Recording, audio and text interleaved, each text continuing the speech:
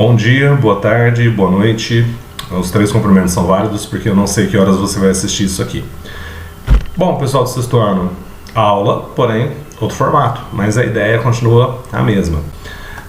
Eu me organizei da seguinte forma: eu enviei para vocês, através do site da escola, um material como se fosse a lousa que eu monto em sala de aula, sabe, quadro sinótico, mapa mental. Eu enviei para vocês e eu acho que fica mais fácil para você acompanhar através desse mapa mental e também auxiliado pelo livro.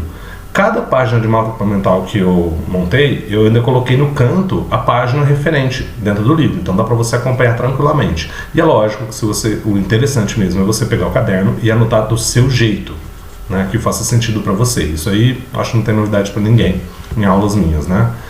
Bom, gente, a gente vai começar hoje na página 44, porque a gente está falando do Egito Antigo. A primeira coisa importante: por que Egito Antigo? Porque o Egito hoje é um país no norte da África, né, com capital no Cairo. Quando eu falo Egito Antigo, obviamente estou me referindo a esse território, porém no período da Antiguidade, que a gente está estudando, né? A gente começou lá com Mesopotâmia. A primeira coisa, ainda relacionada à Mesopotâmia, rios, né? As primeiras sociedades humanas, a gente sabe que elas se iniciaram próximas a rios. No caso da Mesopotâmia, que a gente já analisou, o Tigre e o Eufrates. No caso do Egito, o rio Nilo, né? Aqui nós vamos fazer o seguinte: a gente tem que lembrar primeiro, a ocupação humana, ou seja, o ser humano se estabeleceu no Egito mais ou menos em 8.000 a.C., ou seja, mais ou menos 10.000 anos atrás, ainda ali no período neolítico, né, às margens do rio Nilo. E como ele conseguiu construir vários canais de drenagem, ou seja, levar as águas do rio Nilo até áreas de agricultura, através desses drenos, através de irrigação, eles conseguiram desenvolver uma agricultura muito vasta, né? Então eles plantavam uma grande quantidade de alimento. Essa grande quantidade de alimento começou a dar origem a pequenos nomos. Os nomos eram agrupamentos humanos, como se fossem pequenas vilas, né? Surge um nomo aqui, outro ali, outro ali, outro ali. Acabaram se desenvolvendo dois grandes nomos, dois grandes grupos de nomos, né? Eles são batizados de Alto Egito e Baixo Egito. Aí tem uma pegadinha que muita gente erra. Se você pegar no mapa da 44, lá em cima, na parte alta da página, você vai ver que o Alto Egito ele ficava na parte de baixo do mapa, o Baixo Egito na parte do alto. Por que muita gente confunde?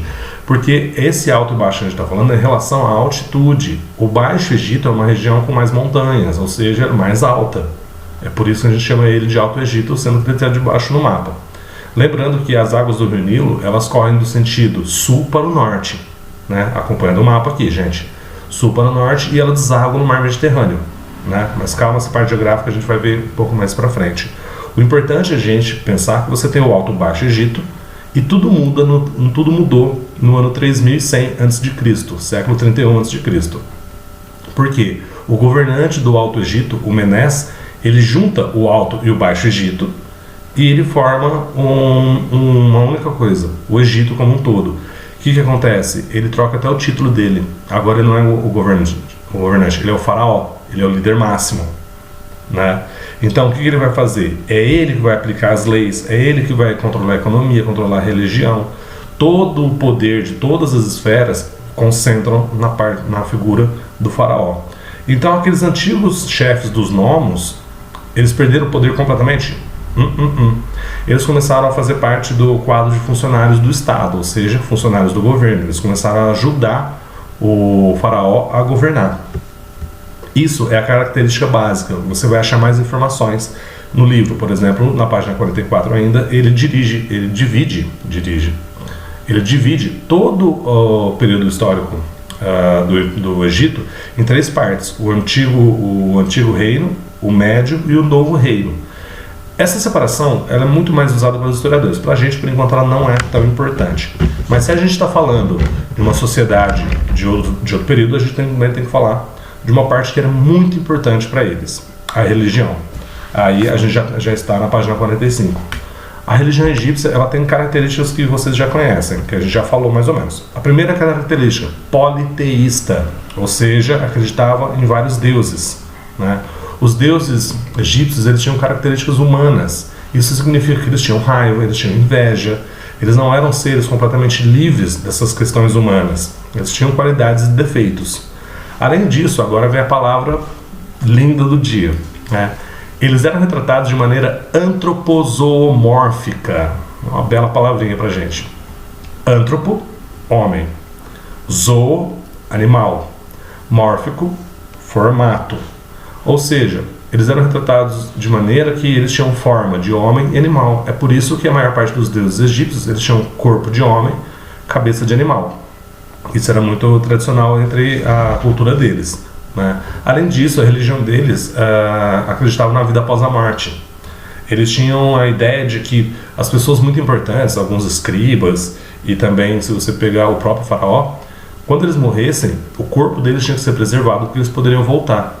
Daí a ideia da mumificação, que é um processo químico onde eles retiravam os órgãos do corpo da pessoa. Se retirou o órgão, tem que ser do corpo. Retiravam esses órgãos, enfaixavam, passavam um monte de produtos químicos para tentar manter o corpo. Era uma tradição ligada à religião deles. Tudo bem? Gente, vai funcionar nesse formato, tá? É lógico que vocês não estão interagindo comigo, por isso é muito rápido e eu estou sendo bem sintético.